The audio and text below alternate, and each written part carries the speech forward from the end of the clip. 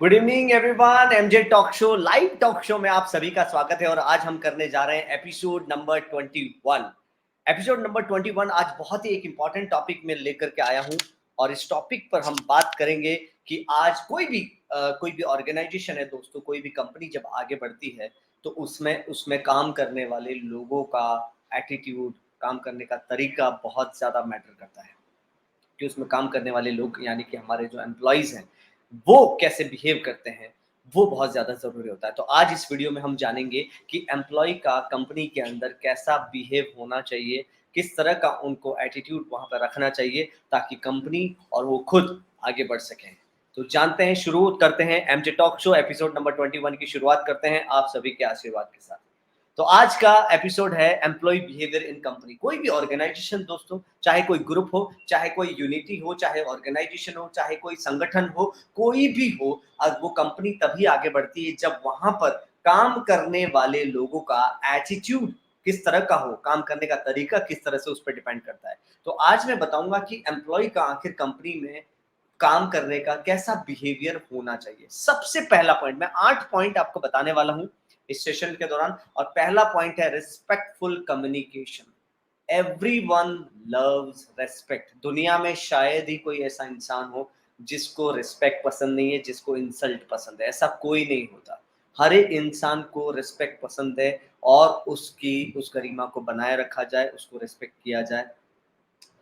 कभी भी जब भी कोई अपनी बात करनी है तो एक पोलाइट वे में कहें, उसका एक तरीका होता है।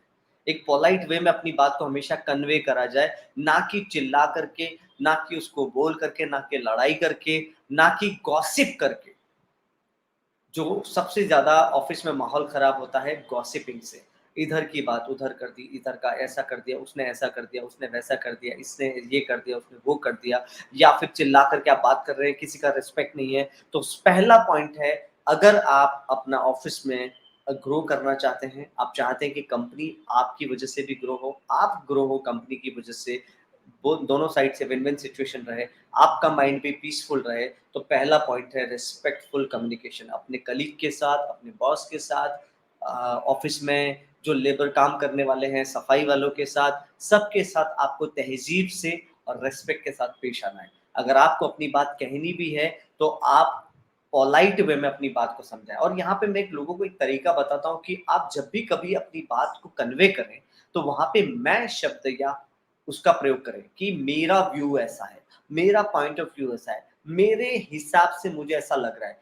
जब आप ये लाइन यूज करते हैं कि मेरे हिसाब से मुझे ऐसा लग रहा है, मेरा नजरिया ये कहता है, तो आप ये समझ, तो आप एक्चुअली वो लड़ाई से, क्राउड से अलग हो जाते हैं। आप ये नहीं बता रहे कि ऐसा होना चाहिए, आप ये बता रहे कि मेरे हिसाब से ऐसा होना चाहिए। हो सकता है आप सही हो, बट मेरे हिसाब से ऐसा होना चाहिए। जब आप ऐसा बोलते हैं तो कॉन्फ्लिक्ट नहीं होते हैं, क्योंकि आप अपना पॉइंट ऑफ व्यू शेयर कर रहे हैं। लेकिन जब आप बोलते हैं कि आपने ऐसा क्यों किया, आप ऐसा ही होना चाहिए, तो वो एक यूनिवर्सल ट्रुथ हो जाता है और उसमें कई सारे ऑब्जेक्शन लिए जा सकते हैं। तो सबसे पहला पॉइंट है रिस्पेक्टफुल कम्युनिकेशन। रिस्पेक्ट रखें, पोलाइट वे में बात करें, ये बहुत ज़्यादा ज़रूरी है। चाहे कभी कोई ऐसी बात हो जो आपको पसंद ना हो, लेकिन आप पोलाइट वे में अपनी बात को कन्वे कर सकते हैं। बहुत ज़्यादा ज़रूरी है, किसी भी बात वहाँ पर लड़ाई ना होने के लिए, वहाँ पे झगड़ा ना होने के लिए, गॉसिपिंग ना होने के लिए, ये बहुत ज़्यादा ज़रूरी है कि हम रिस्पेक्टफुल कम्युनिकेशन रखें। दूसरा है बी प्रोफेशनल। बी प्रोफेशनलिज्म बना के रखें। प्रोफेशनलिज्म बना के रखें मीन्स आपको जो काम दिया गया है, आपकी जो ड्यूटी है, समय पे आना, सोबर कपड़े पहन के आना, आपका काम, आपकी जो डेडलाइन है, आपका जो क्लाइंट के साथ कम्युनिकेशन है, जो डेडलाइन है, उसको मेंटेन करना, उस डेडलाइन के अंदर उस काम को मेंटेन रखना। अगर नहीं हो सकता है तो उसको कन्वे करना प्रॉपर तरीके से कि वो क्यों नहीं हो पा रहा है, आपको कितना समय और चाहिए। दिस इज कॉल्ड प्रोफेशनलिज्म, जिसमें आप अपने समय पे आने से लेकर के, अपने कपड़ों से लेकर के और अपने काम को लेकर के आप बहुत ज़्यादा सीरियस हैं, जिसमें आप समय के, काम के वक़्त आप कुछ भी टाइम पास नहीं कर रहे हैं। आप काम के वक़्त जैसे गाने नहीं सुन रहे हैं, आप काम के वक़्त वीडियो नहीं देख रहे हैं, आप काम के वक़्त सोशल मीडिया पर नहीं है या घंटों अपने किसी के साथ फ़ोन पे लगे हुए हैं, तो ये सारा अनप्रोफेशनलिज़्म शो करता है। आपको लगता होगा कि शायद कौन देख रहा है, लेकिन जिनको देखना होता है उन्हें सब पता होता है कि किस तरह का आप बिहेव कर रहे हैं, बिकॉज़ हर चीज़ उसी समय नहीं कही जाती है। तो आपको कंपनी में ध्यान रखना है कि बहुत ज़्यादा फ़ोन पे नहीं रहना, मतलब किसी का अर्जेंट कॉल आया, ठीक है, आप वो कॉल अटेंड कर रहे हैं, that's fine, absolutely fine. But आपको जो कंपनी में लिबर्टी मिली है उसको ग्रांटेड लेकर के आप घंटों किसी से फ़ोन पे लगे हुए हैं, या आप धीरे से ऐसे फ़ोन पे बात कर रहे हैं, स्क्रीन सामने खुली हुई है और आपको लग रहा है कि किसी को पता ही नहीं चल रहा है कि फ़ोन पे बात कर रहे हैं, या फिर आप वीडियो देख रहे हैं, या फिर आप गाने सुन रहे हैं और उसमें ही मग्न हैं। तो ये सारी चीज़ें जो हैं, वहाँ पर आपको रोक लगानी चाहिए। बी प्रोफेशनल, अपने काम को लेकर के, अपने एटीट्यूड को लेकर के प्रोफेशनल बनिए। क्योंकि जब कोई भी बात होगी, आपका काम ही आपको इज़्ज़त दिलाएगा। मैं हमेशा लोगों को बोलता हूँ कि सिर्फ़ आपका काम आपको आगे लेकर के जाएगा, सिर्फ़ आपका काम ही आपको इज़्ज़त दिलाएगा और सिर्फ़ आपका काम ही आपको ग्रोथ दिलाएगा। और कोई भी गॉसिपिंग या इधर या उधर या ये चीज़ें आपको ग्रोथ की तरफ नहीं लेकर के जाती हैं। तो अगर आप चाहते हैं कि कंपनी के अंदर आपके बिहेवियर, आपके एटीट्यूड की सराहना की जाए, आपके आपको आपको ग्रोथ मिलनी चाहिए, तो प्रोफ़ेशनलिज़्म बना के रखें। समय पर ऑफ़िस जाना, अगर समय से किसी वजह से आपको लेट हो रहा है, तो आपके इमीडिएट बॉस जो भी हैं, उनको इन्फॉर्म करके बताना कि आपको इस वजह से लेट हो रहा है, ताकि this is called a professionalism. ऐसा नहीं कि आप उनको बता ही नहीं रहे हैं, आप कब जा रहे हैं, कब आ रहे हैं। आपको अपना, अब कहते हैं ना कि दामाद बन बैठे हैं, तो ऐसा नहीं करना है। आपको प्रोफ़ेशनलिज़्म मेंटेन करके रखना है। सी उसमें फ़ायदा आपका ही है। आपका जो अभी एटीट्यूड बनने वाला है, लाइफ़ टाइम आपका वही रहने वाला है। आज अगर आपका एटीट्यूड ऐसा है कि आप किसी भी समय पे आ रहे हैं, किसी भी आपके काम की कोई डेडलाइन नहीं है, या फिर आप काम के वक़्त मस्ती कर रहे हैं, टाइम पास कर रहे हैं, तो ऐसा ही एटीट्यूड आपका अपनी लाइफ़ को लेकर के रहेगा और अपनी लाइफ़ में आगे रहेगा। तो दूसरा पॉइंट है बी प्रोफेशनलिज्म। तीसरा पॉइंट मैं यहाँ पे बताना चाहूँगा कि टीम वर्क के साथ काम करना। जब भी कोई आपकी टीम है, जितने भी लोग आपकी कंपनी में काम करते हैं, 4, 5, 8, 10, 50, 100, 500, जितने भी लोग आपकी कंपनी में काम करते हैं, कोलैबोरेशन के साथ काम हमेशा अच्छा होता है। फॉर एग्ज़ाम्पल, अगर 2 एम्प्लॉयी हैं एक्स और वाई, और एक्स को कोई चीज़ अच्छी आती है, वाई को कोई और चीज़ अच्छी आती है, अगर दोनों मिल के करेंगे तो दोनों स्किल दोनों में डेवलप हो जाती है और वो काम और भी ज़्यादा बेहतर हो सकता है। प्रॉपर कन्वे करना, टीम के साथ कोऑर्डिनेट करना, टीम कोऑर्डिनेशन बहुत ज़्यादा ज़रूरी होता है। हमें कॉलेज में, एमबीए में भी ये हमें एक स्पेशल चैप्टर सिखाया जाता है, जिसमें टीम कोऑर्डिनेशन के बारे में बताया जाता है। तो कोऑर्डिनेशन रख के काम करना, ऐसा नहीं कि मुझे क्या मतलब वो क्या कर रहे हैं, या मुझे क्या मतलब कि मैं क्या, उनको क्या मतलब कि मैं क्या कर रहा हूँ। तो ऐसा नहीं होना चाहिए। एक प्रोजेक्ट पे अगर 4 लोग काम कर रहे हैं, तो चारों में प्रॉपर कोऑर्डिनेशन होना ज़रूरी है। फॉर एग्ज़ाम्पल, अगर कंपनी के पास कोई एक प्रोजेक्ट आया है और उस प्रोजेक्ट पे 3 लोग, 4 लोग काम कर रहे हैं, लेकिन चारों लोग आपस में बात नहीं करते हैं, चारों लोग आपस में एक-दूसरे से जलते हैं, चारों लोगों को आपस में ऐसा लगता है कि नहीं, मैं ही बेस्ट कर रहा हूँ। अगर सब चारों लोग अपने-अपने हिसाब से करेंगे, तो क्या वो प्रोजेक्ट ढंग से, अच्छे तरीके से कंप्लीट हो पाएगा? बिल्कुल नहीं। बिल्कुल नहीं हो पाएगा। लेकिन अगर वो चारों एक अच्छा कोऑर्डिनेशन रखते हैं कि ये पार्ट तुम करो, ये पार्ट मैं करता हूँ, ये पार्ट इतने टाइम में हो जाना चाहिए, वो ये पार्ट इतने टाइम में करेंगे, ये पार्ट इतने टाइम में करेंगे, तो प्रोजेक्ट जो होता है उसमें भी मज़ा आने लगता है। Enjoy the process, enjoy the journey, don't look at the destination. आपको जो प्रोजेक्ट, जिस प्रोजेक्ट पे आप काम कर रहे हो, उस प्रोजेक्ट की जर्नी में भी आपको एन्जॉय करना है, and that is very much important. उसके लिए टीम वर्क, कोलैबोरेशन, ये जो स्किल है वो आपके अंदर आना ही चाहिए।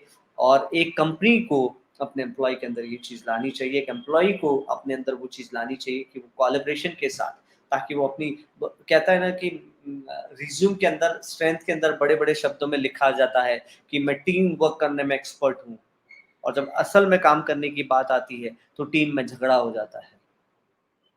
वो एक्चुअल मीनिंग टीम वर्क का ये है कि टीम वर्क मीन्स आपस में इतना ज़बरदस्त कोलैबोरेशन हो, इतना अच्छा आप में चारों जितने भी लोग उस प्रोजेक्ट पे काम कर रहे हैं, उसमें ट्यूनिंग इतनी अच्छी हो कि वो प्रोजेक्ट कित और समय से पहले भी कंप्लीट हो सकता है। जो क्लाइंट है जिसको डिलीवर करना है, उसको भी बहुत मज़ा आएगा, कंपनी को भी बहुत अच्छा लगेगा अगर आप में कोलैबोरेशन अच्छा रहा तो।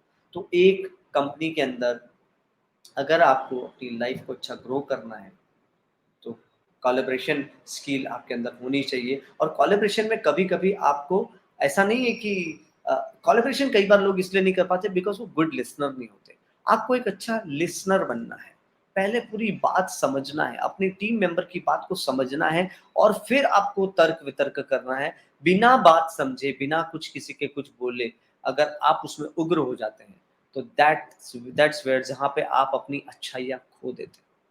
सीरियसली, आप 10 काम अच्छे करते हैं लेकिन 2-3 बातें अगर आपके अंदर ऐसी हो जाती हैं तो आपके वो 10 अच्छे काम दब जाते हैं। और मैं हमेशा ये लोगों को बोलता हूँ कि अगर सच में एक एम्प्लॉय को आगे बढ़ना है तो टीम कोलैबोरेशन ज़रूरी है, जिसमें वो एक दूसरे को गुड लिसनर बने। लिसनर बनना अच्छा ज़रूरी है। मैं पब्लिक स्पीकिंग सेशन में भी लोगों को बताता हूँ, if you want to speak well you have to listen well. Proper आपको सामने वाले को अच्छे से सुनना है। सामने वाला आपका क्लाइंट हो सकता है। वो एक बार मुझे मेरे बॉस ने मुझे कहा था कि कि क्लाइंट कन्विंस करना और गर्लफ्रेंड को कन्विंस करना बराबर है, दोनों में आपको गुड लिसनर बनना पड़ता है।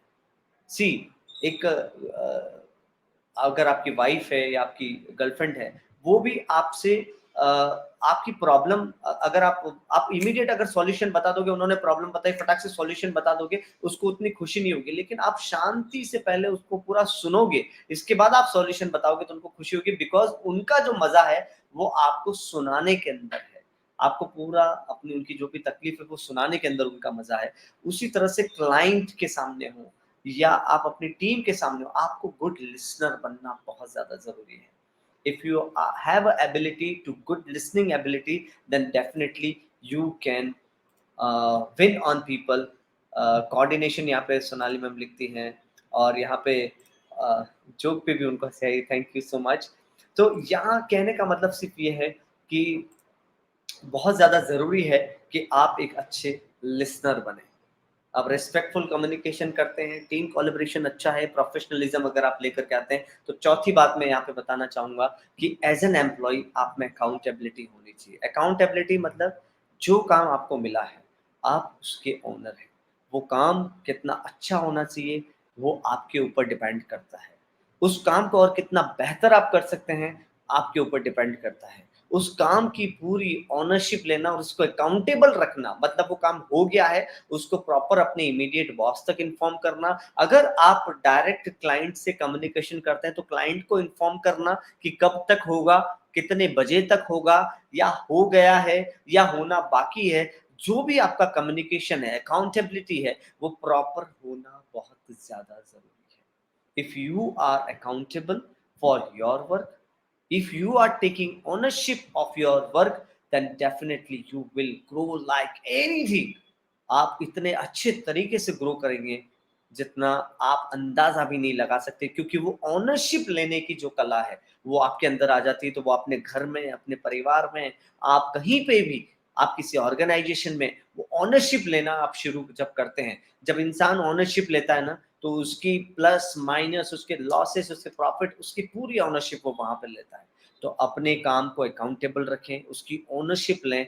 और अकाउंटेबल मतलब कि आपको अच्छे से इन्फॉर्म करना है कि कितने लोगों ने वो अटेंड की, कितना, कि कब तक वो फिनिश होने वाला है और कब तक वो नहीं होने वाला है, हुआ है या नहीं हुआ है, वो आपको पूरा वहाँ पे अकाउंटेबल रखना है। अपनी एक शीट बनानी है काम करने की। मॉर्निंग में अगर आप ऑफिस में आते हो तो आपके पास टू डू लिस्ट होना है कि आज मुझे ये 5 काम ऑफिस से करके ही जाना है। जब आप इस तरह की ओनरशिप लेते हो तब आप अच्छे से ग्रो पाते हो। आपके पास हर एक दिन का रिकॉर्ड होता है कि कितना आपने काम किया है। और ये रिकॉर्ड किसी बॉस को दिखाने के लिए नहीं, ये रिकॉर्ड आपको अपने आप की सैटिस्फैक्शन के लिए कि हाँ, मैं इतना काम कर सकता हूँ, इतना मेरा कैलिबर है। अपना कैलिबर जब आप ऊँचा करते हो, अपनी वैल्यू जब आप ऊँची करते हो, तो दुनिया ऑटोमैटिकली आपकी वैल्यू करना शुरू कर देती है। ऑटोमैटिकली आपके प्रमोशंस होने लग जाते हैं, बिकॉज़ यहाँ पे पहले आपको अपने काम को ऊँचा करना है, बाकी चीज़ें ऑटोमैटिकली ऊँची हो जाती हैं। अपना काम ऊँचा होना बहुत ज़्यादा ज़रूरी है। काफ़ी लोग यहाँ पे हमारे साथ आज जुड़े हैं। Thank you so much. हम हर शनिवार रात 9 बजे इसी तरह कोई एक मोटिवेशन या लीडरशिप या पब्लिक स्पीकिंग, ऑफ़िस एटिकेट्स, इस तरह के टॉपिक्स लेकर के आते हैं और आप सब लोग जॉइन करते हैं, उसके लिए बहुत-बहुत धन्यवाद। अगर आपको लग रहा है कि ये वैल्यूएबल कंटेंट मैं यहाँ पे शेयर कर रहा हूँ, तो आप शेयर का बटन दबाएँ और फेसबुक पर, लिंक्डइन पर, जहां पर भी आप देख रहे हैं, शेयर का बटन दबाएं और अपनी प्रोफाइल पर इस वीडियो को जरूर शेयर करें। अब आगे बढ़ते हैं नेक्स्ट पॉइंट पर। पांचवा पॉइंट है प्रोडक्टिविटी। अपनी प्रोडक्टिविटी को बढ़ाते रहें। मैं मेरे एक पिताजी हमेशा कहते थे कि जितनी चादर हो उससे थोड़े से ज्यादा लंबे पैर फैलाएं और चादर को थोड़ा लंबा करते रहें। वो ही सीन हमारे प्रोडक्टिविटी के साथ है कि एवरी डे अगर आज मेरा काम करने का कैपेसिटी इतना है तो धीरे धीरे वो कैपेसिटी कैसे बढ़ सकता है, उस पे आपको फोकस करना है। प्रोडक्टिविटी, अपनी स्पीड और क्रिएटिविटी, मैं हमेशा लोगों को बोलता हूँ कि स्पीड एंड क्रिएटिविटी ये पैरेलल चलने चाहिए। अगर आपके काम करने की स्पीड भी अच्छी है और क्रिएटिविटी भी है तो डेफिनेटली आपकी प्रोडक्टिविटी बढ़ जाती है। और इसलिए मैं हमेशा बिलीव करता हूँ कि speed is the currency of success. Because ऐसी कोई कंपनी नहीं है जहां पे डेडलाइन वाले काम नहीं आते, या एंड मोमेंट पे क्लाइंट करेक्शन ना बताए, एंड मोमेंट पे क्लाइंट ये काम ना बताए और वो बोलेगा कि कल मुझे जरूरत है, परसों मुझे जरूरत है। ऐसा कोई ऑर्गेनाइजेशन, ऐसी कोई कंपनी नहीं है जहां पर ऐसा ना आता हो, ऐसे अर्जेंसी वाले काम ना आते हो। तो अपनी प्रोडक्टिविटी को आप बढ़ाते रहें, अपनी प्रोडक्टिविटी को आकलन करें, जज करें कि आज आपने कितना काम किया है। या फिर कई बार आपको रियलाइज होता होगा कि यार आज मैंने कुछ ज्यादा काम नहीं किया, उस समय सच बता रहा हूँ आपका मोटिवेशन भी आपको इतना, आपको आपको खुश रहने का मन नहीं करता होगा उस समय, क्योंकि आज आपको लग रहा है कि आपने कुछ काम नहीं किया। कभी कभी मेरे साथ ऐसा होता है कि अगर मैंने दिन भर में कुछ भी काम नहीं किया तो शाम होते होते मुझे कुछ एंजॉय करने का भी नहीं होता है, बिकॉज मुझे ऐसी फीलिंग आती है कि मैंने आज का दिन कहीं ना कहीं वेस्ट किया है। राइट? तो प्रोडक्टिविटी को बढ़ाते रहिए। छठा पॉइंट मैं यहाँ पे कहूंगा एडेप्टेबिलिटी। एक्सेप्ट करना सीखें। अगर कंपनी में कुछ चेंज होते हैं, कुछ रूल चेंज होते हैं, कोई नया ज्वाइन करता है, कोई पुराना छोड़ के जाता है, कुछ नया प्रोजेक्ट आता है, कुछ नए करेक्शंस आते हैं, कुछ नया कोई अजीब क्लाइंट आता है जो आपको शायद ज़्यादा आपका सर खा रहा हो, तो उसको एडेप्ट करना सीखें, एक्सेप्ट करना सीखें। ये सारी चीज़ें जो हैं, जितना आपका एक्सेप्टिव नेचर होगा उतना आप चीज़ों को जल्दी सही करेंगे। क्योंकि अगर आप कोई चीज एक्सेप्ट कर लेते हैं कि हाँ ये चेंज है, एक्सेप्ट द चेंज, परिवर्तन ही संसार का नियम है, गीता में भी लिखा है। और ये सच बात है कि परिवर्तन हर जगह होते हैं, चाहे कोई कंपनी ऑर्गेनाइजेशन हो, कहीं पर भी हो, परिवर्तन होते हैं। नए लोग आएंगे, कुछ लोग जाएंगे, कुछ लोग नए आएंगे, नए प्रोजेक्ट्स आएंगे, नए क्लाइंट आएंगे, कुछ पुराने क्लाइंट हो सकता है जाएंगे। तो इस तरह का जो भी चेंजेस है, एक्सेप्टेंस रखें। कुछ नए कभी हो सकता है आपके बॉस चेंज हो जाए, कभी हो सकता है आपके कंपनी का एड्रेस चेंज हो जाए, कभी हो सकता है आपकी कंपनी की पॉलिसी चेंज हो जाए, एनीथिंग। कभी हो सकता है कि कोविड आ जाए और आपको घर से काम करना पड़ जाए, वर्क फ्रॉम होम शुरू हो जाए, कुछ भी। एडेप्टिव बने, एक्सेप्टिव बने। As an employ you have to be ready to accept the changes, the चाहे वो एनवायरमेंट हो, चाहे वो पॉलिसी हो, चाहे वो क्लाइंट हो, चाहे वो रूल्स हो, रेगुलेशन हो, एनीथिंग। एक्सेप्टिव मोड में आपको रहना है, ताकि उस एक्सेप्टिव में आपको हमेशा ये बिलीव करना है कि समथिंग इज ऑलवेज, जो भी होगा, what ever it happens for good. जो भी होगा आपके लिए अच्छा होगा। इस बिलीव के साथ आगे बढ़ें। जो भी होगा, कोई नया आया है तो आपके लिए अच्छा है, कोई जा रहा है तो आपके लिए अच्छा है, कोई नया क्लाइंट आया है जो आपका ज्यादा सर खा रहा है, आपके लिए अच्छा है, शायद आप कुछ ज्यादा सीख जाएंगे। बिकॉज कोई क्लाइंट, जब कोई परेशान करने वाला क्लाइंट आता है, कोई ज्यादा करेक्शन बताने वाला क्लाइंट आता है, कोई ज्यादा सर खाने वाला क्लाइंट आता है, तो उसमें एक्चुअली हम डेवलप हो जाते हैं, हम ग्रो कर जाते हैं। लेकिन हम भले उसको गालियां दे रहे होते हैं, लेकिन कहीं ना कहीं डेवलपमेंट हमारा होता है। तो ऐसा बिलीव करें कि जो भी होता है अच्छे के लिए होता है। तो अडेप्टेबिलिटी को रखें, एक्सेप्ट करें नए चेंजेस को। और सातवां पॉइंट मैं यहाँ पे बताना चाहूंगा, इनिशिएटिव। Be a initiator. अपनी कंपनी, अपने काम को लेकर के ऐसा नहीं है कि सिर्फ आपको इतना ही काम करना है। अपने टास्क के अलावा कुछ ऐसा इनिशिएट करें, अपने टास्क के अलावा कुछ ऐसा इनिशिएट करें जो कंपनी के लिए बेनिफिट हो, जो कलीग्स के लिए बेनिफिट हो, जो खुद के लिए बेनिफिट हो। ऐसा कुछ शुरू करें। बहुत ज़्यादा ज़रूरी होता है कि आप देखो, एक होता है घोड़ा और एक होता है गधा। घोड़ा जो होता है ना, ऐसे काम करता है। हमें यहाँ पे एक कमेंट आया है, वो जरूर हम पढ़ेंगे। As an honour, how to tackle such employ situations, how to tackle such employ situation. See it's very, it depends कि सिचुएशन क्या है आपका, किस तरह की सिचुएशन आपकी कंपनी में हो रही है। और एवरीवन फेस इट, ऐसा नहीं है कि मैं फेस नहीं करता या कोई और फेस नहीं करता, या बहुत बड़ी कंपनी है वहां पे ऐसा नहीं होता होगा। इट्स नॉट लाइक दैट, हर जगह होता है, लेकिन सिचुएशन कैसी है उसके हिसाब से हैंडल करना। लेकिन जो पॉइंट मैं बता रहा हूं उस पॉइंट को ध्यान में रख करके, जैसे कि रेस्पेक्टफुल कम्युनिकेशन मैंने बताया था, कितनी भी लड़ाई हो, कितने भी मिसकंसेप्शन हो, लेकिन रिस्पेक्ट रख करके अगर कोई कॉन्फ्लिक्ट हो जाता है तो सबको एक साथ बैठा करके उस कॉन्फ्लिक्ट के ऊपर के सॉल्यूशन पे फोकस करने का, कि अगर कुछ ऐसा हो गया, कहा सुनी हो गई, कुछ गॉसिपिंग हो गई, तो एक मीटिंग रख करके उसको वहीं पे खत्म करें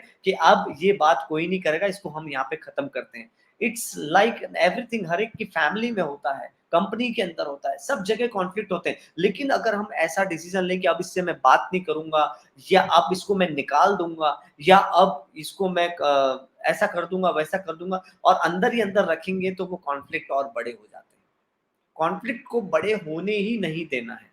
जो भी प्रॉब्लम है, जिसका भी प्रॉब्लम है, उसको बुला दो, उसको कर दो, एक मीटिंग रख लो। अगर ओवरऑल कंपनी में कल्चर का बात है तो एक मीटिंग रख करके सॉर्ट आउट कर सकते हैं कि किस तरह से इस प्रॉब्लम के साथ हम निजात पाए। क्योंकि बिकॉज कंपनी का पर्पस, कंपनी का वाई, ग्रोथ सबको याद दिलाई जाए, बेसिक्स को बार बार दोहराया जाए। ये पिछले कुछ दिनों में मैंने सीखा है कि कंपनी के अंदर भी बेसिक्स को बार बार दोहराते रहना चाहिए। जो बेसिक्स है, जो कंपनी के रूल्स है, रेगुलेशन है, पॉलिसीज है, जैसे कि आपको हमेशा दोहराते रहना चाहिए। ये जो मैं पॉइंट्स बता रहा हूँ, ये हमारे कंपनी की भी बेसिक्स है, जो बार बार मुझे लगता है कि अब मुझे दोहराने चाहिए। बिकॉज कई बार सिचुएशन ऐसी आ जाती है कि इंसान जब आगे बढ़ता है वो बेसिक्स को भूलता जाता है, और बेसिक्स को है वो हम कभी भूलने नहीं देना चाहिए। बेसिक्स को हमेशा रिपीटेटिवली बताते रहना चाहिए, and that's very much important. कि आप, यहाँ पे मैं इनिशिएटिव की बात कर रहा था, कि आप एक ऐसा इनिशिएट करें, कोई नई चीज सीखें, उससे कंपनी को बेनिफिट कैसे हो सकता है, वो आप अपने बॉस को बताएं कि सर हम ऐसा भी कर सकते हैं, अपना काम और आसान कैसे हो सकता है, इस तरह से बताएं। कोई नया टूल आया, कोई नया एआई टूल आया, कोई नई टेक्नोलॉजी आई है, वो कंपनी में रिप्रेजेंट करें कि सर अपना ये जो काम है ये 3 घंटे के अंदर हो रहा है, इस टेक्नोलॉजी की वजह से 1 घंटे के अंदर हो सकता है। ऐसा कुछ इनिशिएटिव ले अपने काम से हट करके, जहां पे आपका रिस्पेक्ट और आपका वैल्यू दोनों बढ़ जाता है। And that's very much important, be a initiator. And the last point is positive attitude. It's very much important. Positive attitude होना बहुत ज्यादा जरूरी है। पॉजिटिव एटीट्यूड मीन्स कि आपको, मैं एक हमेशा मैं यहाँ पे लोगों को एक बात बोलता हूँ कि जिस भी शहर में आप रहते हो, जिस भी कॉलेज में आप पढ़ते हो, जिस भी कंपनी में आप काम करते हो, उसकी कभी बुराई नहीं करनी। जहां से आपको पैसा आता हो उसकी कभी बुराई नहीं करनी। क्योंकि अगर हम वो चीज करते हैं तो कहीं ना कहीं अगर हम बुराई कर रहे हैं, अगर मैं जिस कॉलेज में पढ़ रहा हूँ उस कॉलेज की मैं बुराई करूंगा, तो मेरा कॉलेज में प्लेसमेंट कभी नहीं होगा। मैं जिस ऑर्गेनाइजेशन में हूँ, मैं उस ऑर्गेनाइजेशन की बुराई करूंगा, उस ऑर्गेनाइजेशन, कोई संगठन है, तो वहां पे मैं कभी ग्रो नहीं हो पाऊंगा। मैं जिस कंपनी में हूँ मैं वहां पे बुराई करता रहूंगा, मैं वहां कभी ग्रो नहीं हो पाऊंगा। तो यहाँ पर कहने का, जिस शहर में आप रहते हैं, अगर आप जगह जगह जाकर के उस शहर की बुराइयां करते रहते हैं, आप उस शहर में ज्यादा दिन नहीं रुक पाओगे। It's true, it's 100% truth, and I experience it. तो यहाँ पे मैं आपको लोगों को बताना चाहूंगा कि जो भी आपका शहर, वो कहते हैं ना, खुद की माँ को गाली कौन देता है। जिस शहर में आप रहते हैं, जिस कंपनी में आप रहते हैं, जिस कॉलेज में आप पढ़ते हैं, अगर आप उसको ही गाली देंगे, आप उसको ही भला बुरा कहेंगे, तो कैसे आप वहां से ग्रो हो सकते हैं। तो याद रखिए दोस्तों कि ये जो पॉजिटिव एटीट्यूड है वो लाना बहुत ज़्यादा ज़रूरी है। और पॉजिटिव एटीट्यूड का मतलब है कि आपको गॉसिपिंग को अवॉइड करना है। गॉसिपिंग इन द सेंस, कई बार ऑफिस के अंदर ऐसी गॉसिपिंग होगी जो बात कभी हुई ही नहीं है, जो पॉसिबल ही नहीं है, जो किसी की मन गढ़ंत बनाई हुई है। और जैसे एक इंसान ने कभी कुछ बोल दिया, दूसरे उसने दूसरे को बोला, दूसरे ने तीसरे को बोला, चौथे तक पहुंचते पहुंचते वो बात जो है वो सच बन जाती है। जबकि ऐसा हुआ ही नहीं है, क्योंकि हर कोई उस पे बिलीव करना शुरू कर देता है। तो गॉसिपिंग को अवॉइड करना बहुत ज़्यादा ज़रूरी है। As an employee, if you want to grow, तो आपको कंपनी में अपना काम करना है, फन करना है। आप थोड़ा फन कर सकते हैं, चिल कर सकते हैं, ब्लॉग बना सकते, वीलॉग बना सकते हैं कि अब जो भी आपको एंटरटेन होना है आप कर सकते हैं, एंटरटेन कर सकते हैं, कॉमेडी कर सकते हैं, जोक्स कर सकते हैं, लेकिन गॉसिपिंग, गॉसिपिंग का मतलब होता है कि एक इंसान जो यहाँ पे प्रेजेंट नहीं है, हम उसकी बुराई कर रहे हैं। गॉसिपिंग का मतलब होता है कि जो बात हुई ही नहीं है, उसको मंद गड़ंद मसाला डाल के पूरा हम लोगों के सामने परोस रहे हैं। तो गॉसिपिंग को अवॉइड करें, बिकॉज़ गॉसिपिंग जो कल्चर होता है, उससे वो एक ज़हर की तरह होता है। वो जो धीरे-धीरे, धीरे-धीरे सबको काटता है। ना सिर्फ़ कंपनी को, बल्कि कंपनी में काम करने वाले हर इंसान की ग्रोथ को काटता है। तो गॉसिपिंग जितना अवॉइड कर सको, बिकॉज़ सी, अगर आप जो आज गॉसिपिंग कर रहे हो, जस्ट इमेजिन जो आप आज गॉसिपिंग कर रहे हो, उसका साल बर्बाद। जब आप सोचोगे तो उस गॉसिपिंग का कोई मीनिंग नहीं है। साल भर बाद छोड़ो, 6 महीने बाद, उस गॉसिपिंग का कोई मीनिंग नहीं है। लेकिन गॉसिपिंग में ढेरों टाइम बर्बाद कर देना, गॉसिपिंग से दूसरों को भड़का देना, that's not at all ethical. और अगर कभी आपकी कोई बात भड़काई हुई आगे तक पहुंच जाती है, तो आपके करियर पे भी दाग लग सकता है। तो कॉर्पोरेट कल्चर में गॉसिपिंग को अवॉइड जितना आप करते हैं, उतना आपके करियर के लिए, कंपनी के लिए बेहतर होगा। And that's very much important कि गॉसिपिंग ना करें। जो आपको प्रोजेक्ट मिला है, उसके आपने ऊपर काम किया, क्लाइंट के साथ आपका क्या कम्युनिकेशन है, क्लाइंट के साथ बॉस का क्या कम्युनिकेशन है, दैट्स बोथ आर डिफरेंट। आपको उस कम्युनिकेशन में नहीं घुसना है, आपको किसी और की जॉब में नहीं घुसना है, आपको किसी और के काम में नहीं घुसना है, किसी की बुराई नहीं करनी है, किसी का डिसरिस्पेक्ट नहीं करना है, गॉसिपिंग को अवॉइड करना है। दैट्स वेरी मच इम्पॉर्टेंट कि आप इस तरह से करें। तो ये जो पॉइंट्स मैंने आपको बताए हैं, ये बहुत ज़्यादा ज़रूरी हैं। अगर आप अपने ऑफिस, अगर आप ओनर हैं, तो अपनी कंपनी के अंदर इस कल्चर को लेकर के आएँ। अगर आप एम्प्लॉयी हैं, तो ये बातें अपने अंदर लेकर के आएँ, ताकि ना सिर्फ़ आप, बल्कि कंपनी और आपके साथ जुड़े आपके कलीग्स भी आगे बढ़ते हैं। और जा और आगे बढ़ा हुआ इंसान, सक्सेसफुल इंसान वही कहलाता है, जो 4 और लोगों को लेकर के आगे बढ़ता है, ना कि उनको पीछे लेकर के जाता है। मैं यहाँ पे हमेशा लोगों को बोलता हूँ कि लोगों का हाथ खींचना चाहिए, ना कि टाँग खींचनी चाहिए। और जब भी कोई कंपनी में इस तरह के सिचुएशंस वगैरह होती हैं, तो आपको हम्बल रह कर के रिस्पेक्टफुल कम्युनिकेशन करेंगे, तो डेफ़िनेटली उस प्रॉब्लम का सॉल्यूशन निकलता है। लेकिन हर बात पर आप उग्र हो जाएँगे और उस बात को आप मानने के लिए भी अगर रेडी नहीं हैं, तो कहीं न कहीं आपकी जितनी भी अच्छी बातें हैं, वो फीकी पड़ जाती हैं। और एज़ अ ओनर और एज़ अ एम्प्लॉयी आप भी, या एज़ अ ओनर कोई भी, जितने भी लोग यहाँ पे ओनर भी दिख रहे हैं, कोई भी ये नहीं चाहेगा कि किसी की वैल्यू कम। तो मिलते हैं अगले शनिवार फिर एक नए टॉपिक के साथ। तो thank you so much for joining, और ज़्यादा से ज़्यादा लोगों को शेयर करें। और हमारा यूट्यूब चैनल है, आप यूट्यूब पर जाएँ, Manish Jain public speaker search करें, हमारे चैनल को सब्सक्राइब करें, बेल आइकन प्रेस करें, क्योंकि हर शुक्रवार हम एक नया वीडियो वहाँ पे अपलोड करते हैं, तो आपको वो नोटिफ़िकेशन आ सके। एंड तब तक के लिए मुझे इजाज़त दीजिए, मिलेंगे अगले शनिवार एपिसोड नंबर 22 में। Thank you so much, thank you. Okay, bye bye.